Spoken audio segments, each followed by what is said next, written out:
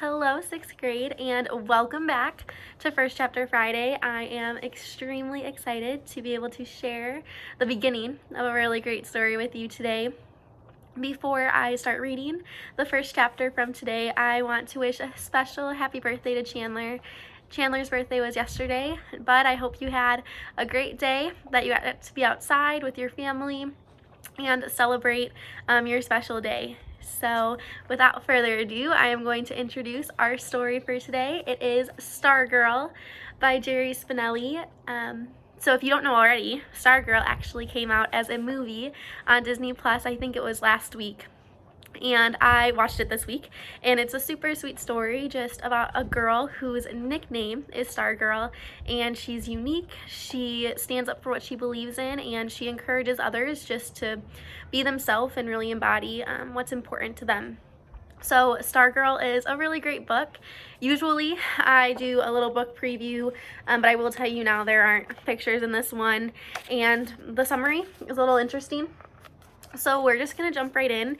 I really think the most important thing to know is just that it's about a girl who is unique and special and has a wonderful story to share. So this is a surprise, I guess.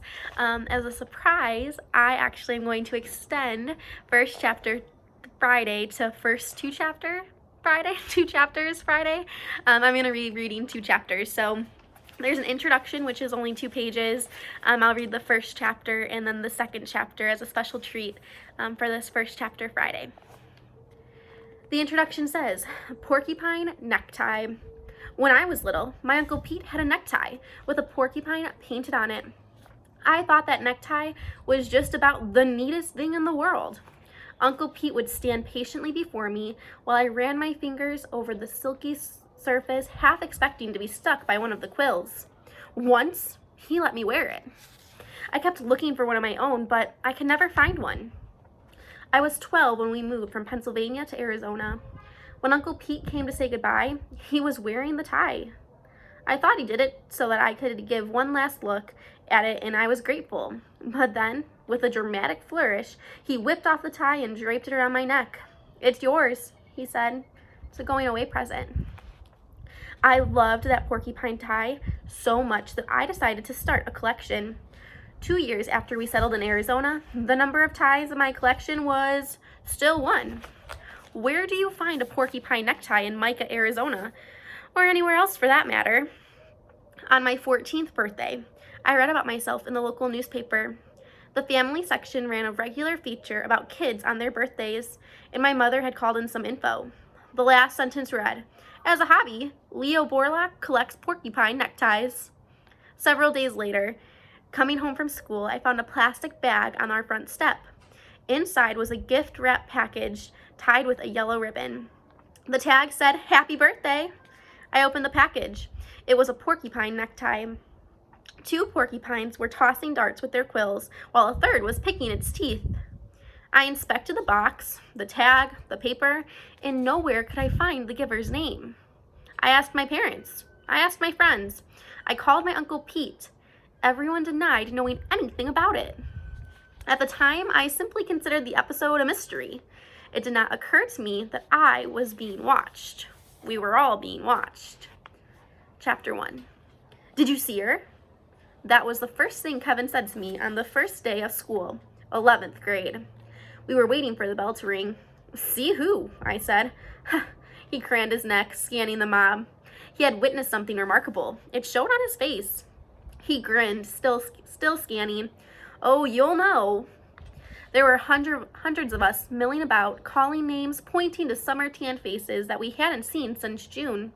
Our interest in each other was never keener than during the 15 minutes before the first bell of the first day.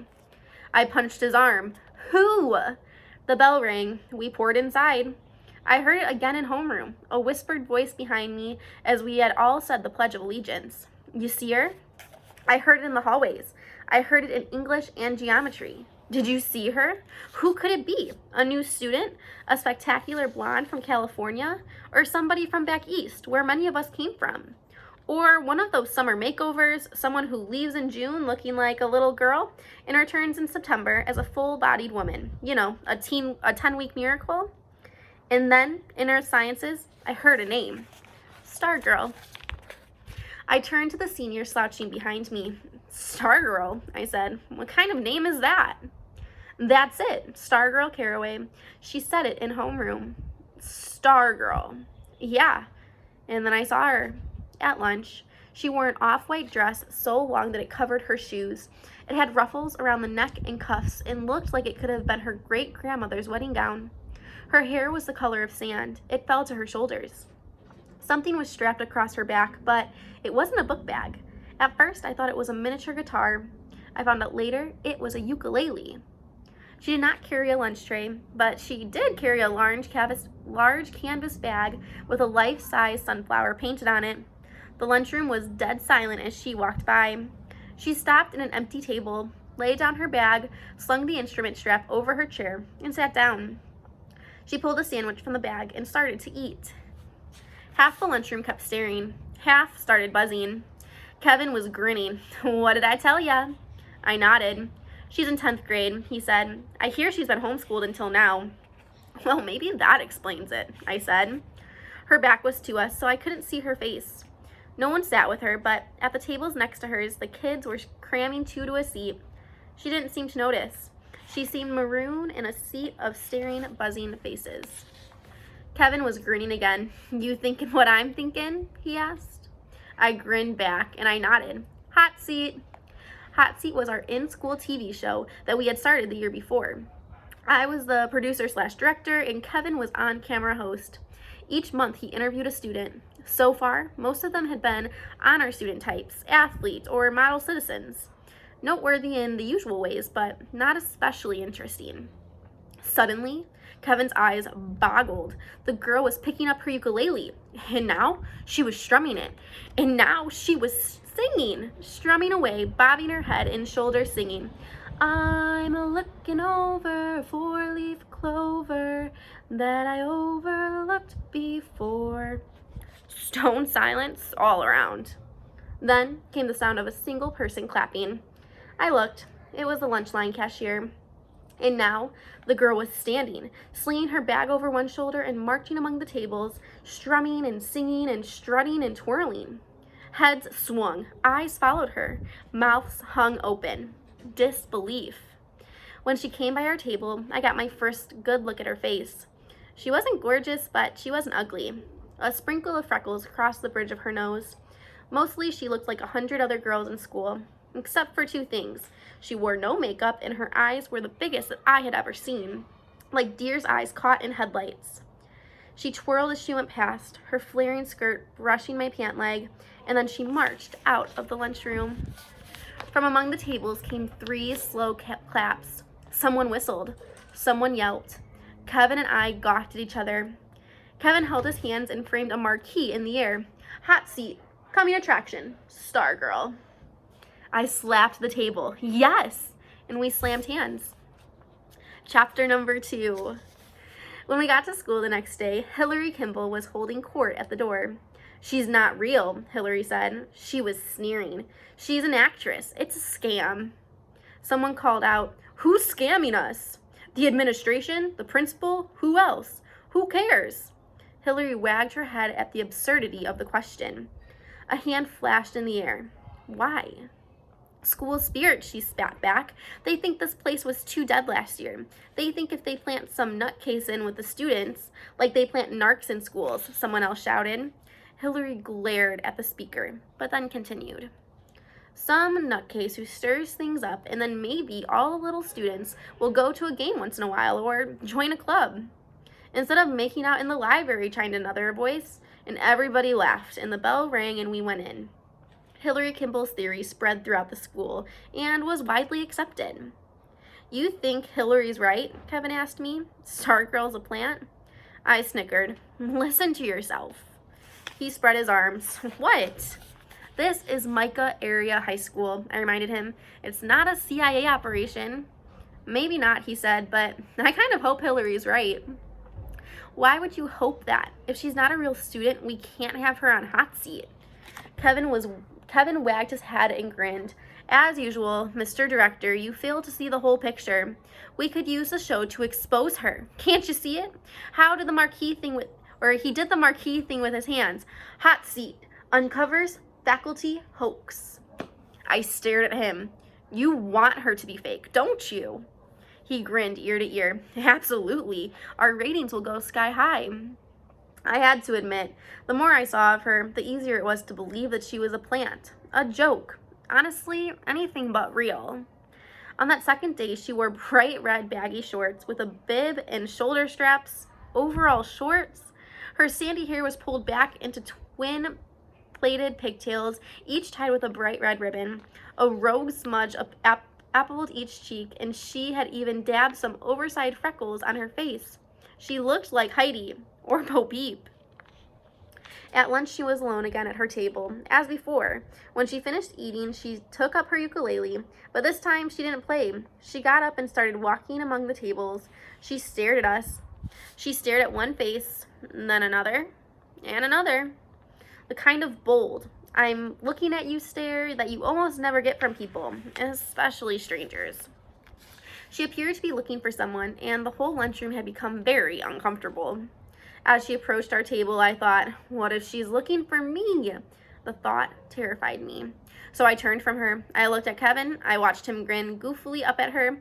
He wiggled his fingers at her and whispered, Hi, Stargirl.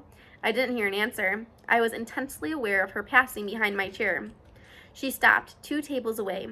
She was smiling at a pudding-bodied senior named Alan Furco. The lunchroom was dead silent. She started strumming the uke and singing. It was Happy Birthday. When she came to his name, she didn't just sing his first name, but his full name. Happy birthday, dear Alan Furco. Alan Furco's face turned red as Bo Peep's pigtail ribbons. There was a flurry of whistles and hoots, more for Alan Furco's sake, I think, than hers.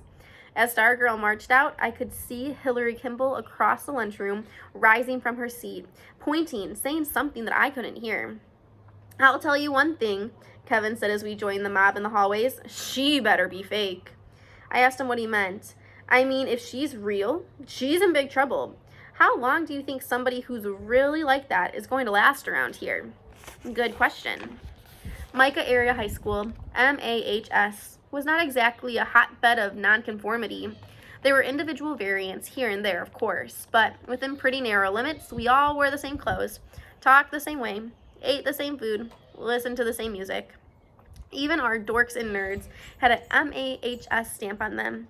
If we happened to somehow distinguish ourselves, we quickly snapped back into place, like rubber bands. Kevin was right. It was unthinkable that Stargirl could survive, or at least survive unchanged, among us. But it was also clear that Hillary Kimball was at least half right. This person, calling herself Stargirl, may or may not have been a faculty plant for school spirit. But whatever she was not real. She couldn't be. Several times in those early weeks of September, she showed up in something outrageous. A 1920s flapper dress, an Indian buckskin, a kimono. One day she wore a denim miniskirt with green stockings, and crawling up one leg was a parade of enamel, ladybug, and butterfly pins. Normal for her were long, floor-brushing pioneer dresses and skirts. Every few days in the lunchroom, she serenaded someone new with happy birthday. I was glad my birthday was in the summer. In the hallway, she said hello to perfect strangers. The seniors couldn't believe it. They had never seen a 10th grader so bold. In class, she was always flapping her hand in the air, asking questions, though the question often had nothing to do with the subject. One day, she asked a question about trolls in a U.S. history class. She made up a song about isosceles triangles. She sang it to her plane geometry class. It was called 3 Sides Have I, but Only 2 Are Equal. She joined the cross-country team. Our home meets were held on the Micah Country Club golf course. Red flags showed the runners the way to go. In her first meet, out in the middle of the course, she turned left when everyone else turned right. They waited for her at the finish line, and she never showed up. She was dismissed from the team. One day, a girl screamed in the hallway. She had seen a tiny brown face pop up from Stargirl's sunflower canvas bag. It was her pet rat. It rode to school in the bag every day. One morning, we had a rare rainfall. It came during her gym class. The teacher told everyone to come in. On the way to the next class, they looked out the windows. Stargirl was still outside, in the rain, dancing. We wanted to define her, to wrap her up as we did each other, but we could not seem to get past weird and strange and goofy. Her ways knocked us off balance. A single word seemed to hover in the cloudless sky over the school. Huh? Everything she did seemed to echo Hillary Kimball. She's not real. She's not real. And each night in bed, I thought of her as the moon came through my window. I could have lowered my shade to make it darker and easier to sleep, but I never did. In that moonlit hour, I acquired a sense of otherness of things. I liked the feeling the moonlight gave me, as if it wasn't the opposite of day, but its underside, the private side, when the fabulous purred on my snow-white sheet like some dark cat came in from the desert. It was during one of these night moon times that it came to me that Hillary Kimball was wrong. Stargirl was real. So those were the first 2 chapters of Stargirl by Jerry Spinelli. I hope you enjoyed the first little bit of this story, and I look forward to hearing from you soon. I hope you have a wonderful weekend, that you can enjoy the sunshine, and that you stay safe and healthy. I'll talk to you soon. Bye.